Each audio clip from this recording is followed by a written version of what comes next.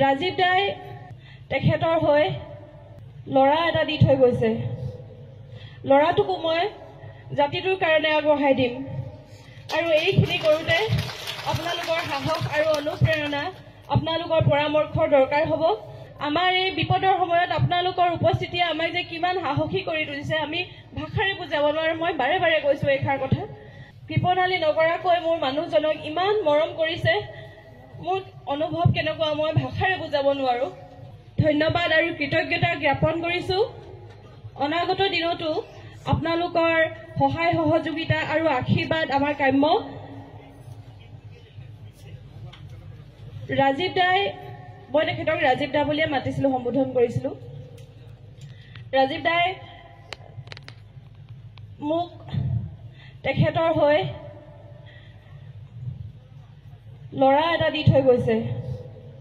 ল'ৰাটোকো মই জাতিটোৰ কাৰণে আগবঢ়াই দিম আৰু এইখিনি কৰোঁতে আপোনালোকৰ সাহস আৰু অনুপ্ৰেৰণা, আপোনালোকৰ পৰামৰ্শৰ দৰকাৰ হ'ব। আপোনালোকে কৃপণালী নকৰাকৈ মোৰ মানুহজনক ইমান মৰম কৰিছে, মোৰ অনুভৱ কেনেকুৱা মই ভাষাৰে বুজাব নোৱাৰো।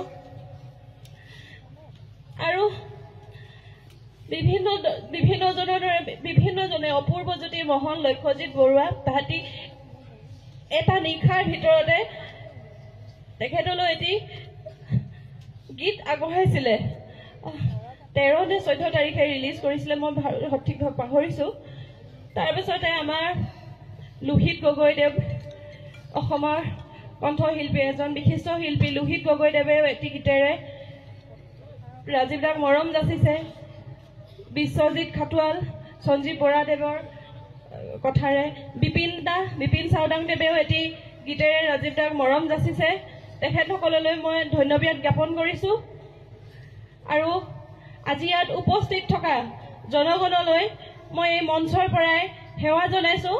আমাৰ পৰিয়ালটোৰ ফালৰ পৰা আপোনালোকক আপ্যায়ন কৰোঁতে যদি কিবা কোনোবাখিনিত ভুল ত্ৰুটি ৰৈ গৈছে, আপোনালোকে নিজ গুণে ক্ষমা কৰিব আৰু আমাক আশীৰ্বাদ কৰিব।